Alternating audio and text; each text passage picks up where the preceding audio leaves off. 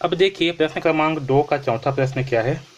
प्रकार व रूलर की सहायता से इन मापों के कोण बनाइए। ओके, और हमें जो है 75 अंश का कोण बनाना है। तो चलिए बनाते हैं 75 अंश का कोण। तो सबसे पहले क्या करेंगे, सबसे पहले जो है हम एक रेखा खींचेंगे। ओके, तो चलिए एक रेखा जो है खींच लेते हैं। तो यहाँ पर जो है एक रेखा खींच लेते हैं। ये एक रेखा हमने खींच लिया। तो पहला स्टेप में हमने क्या किया, सबसे पहले जो है हमने एक रेखा खींचा। तो यहाँ लिख देते हैं एक रेखा ए बी खींचा। ठीक है, ए बी खींचा।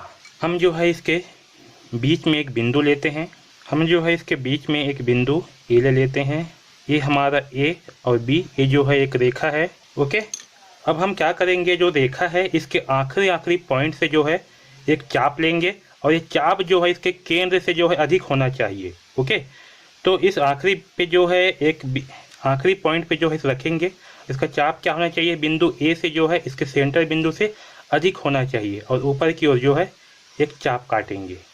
सेम इसी प्रकार से यहाँ भी जो है इस रेखा के आखिरी पॉइंट पर इस साइड भी बिंदु से जो है एक ऊपर की ओर चाप काटेंगे। ओके, अभी जो कटान बिंदु है जहाँ पास चाप जो आपस में कटे हुए हैं, इस बिंदु को जो है ए से मिला लेंगे।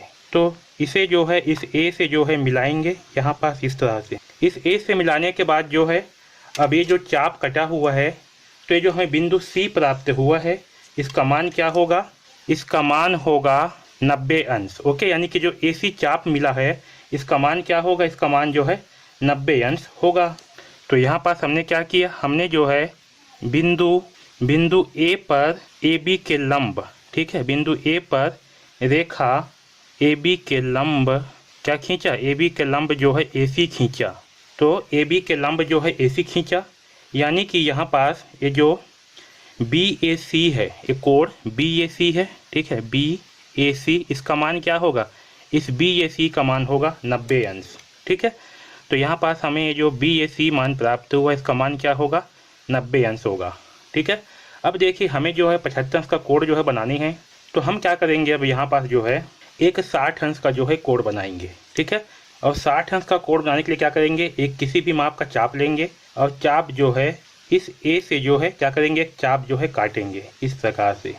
ठीक है, ऐसे चाप काटने के बाद ये जो ए बी रेखा है, यहाँ पास ये जो जहाँ पास ये जो चाप कटा हुआ है, इस पर जो है इस बिंदु से जो है एक चाप पुनः इसी चाप पर वापस काटेंगे, और जिस भी बिंदु पर ये चाप कटा हुआ है, ये बिंदु यहाँ पास, इसे जो है ए से मिला लेंगे। तो देखिए जब इसे जो है हम ए से मिलाएंगे, ये इस प्रकार से। ठीक है, इस ए से मिलाने के बाद ये जो हमें कोण प्राप्त हुआ है, ओके, इसे मैं डी नाम दे देता हूँ इस रेखा को। तो ये होगा बी ए डी। इस बी ए डी का मान कितना होगा, इस बी ए डी का मान होगा 60 अंश। कितना होगा, 60 अंश। ठीक, इस बी ए डी का मान कितना हुआ, 60 अंश होगा। ओके, तो तीसरे स्टेप में हमने क्या किया, हमने जो है प्रकार व रूलर की सहायता से कोण B A D, okay, B A D बराबर कितना, 60 अंश का कोण बनाया। ठीक है, 60 अंश का कोण बनाया। ठीक है, अब देखिए अब चौथे स्टेप में क्या करेंगे, हम 60 अंश का कोण बना लिए। ठीक है, तो यहाँ पर ध्यान दीजिए, ये जो बी ए सी है इसका मान कितना है, 90 अंश, और बी ए डी है इसका मान कितना है, 60 अंश। ठीक है, तो अगर 90 माइनस 60 करते हैं, तो अगर हम जो है क्या करते हैं, 90 माइनस 60 करते हैं, तो हमें क्या मान प्राप्त होगा, 30 अंश प्राप्त होगा। यानी कि हमें डी ए सी का मान कितना प्राप्त हुआ, 30 अंश जो है प्राप्त हुआ। अगर 30 का हम आधा करेंगे, यानी कि अगर इसका हम समद्विभाजक निकालेंगे, तो हमें जो है 15 अंश का मान प्राप्त होगा, और 60 प्लस 15 कितना हो जाएगा, 75 अंश हो जाएगा।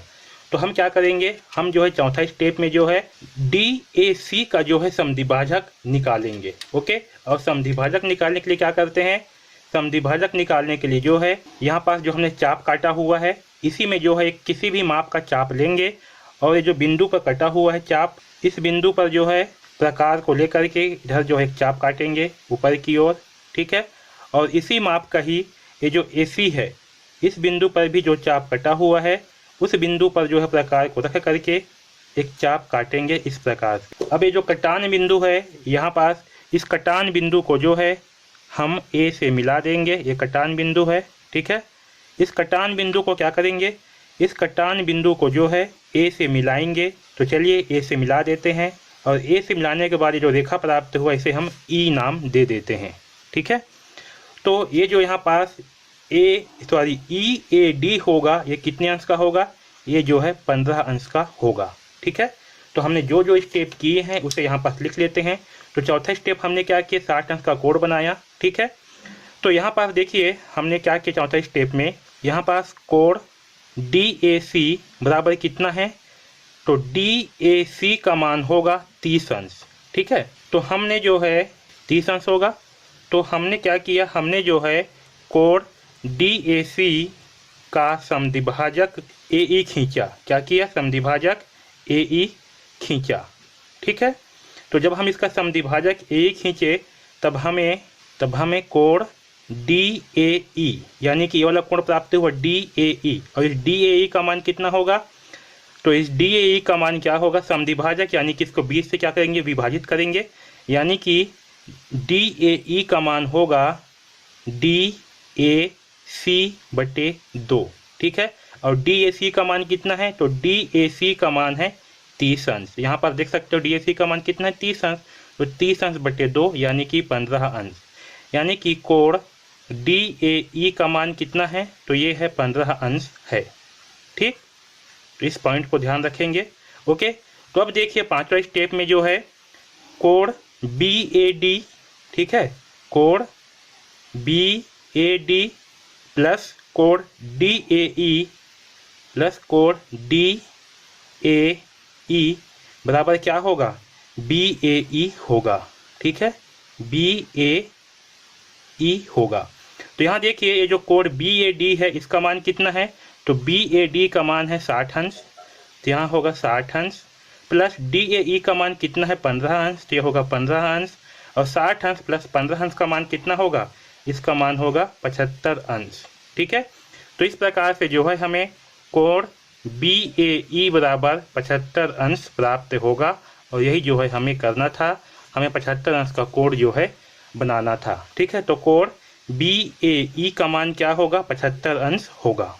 ओके, तो इस प्रकार से जो है इस दूसरा प्रश्न को हल करेंगे।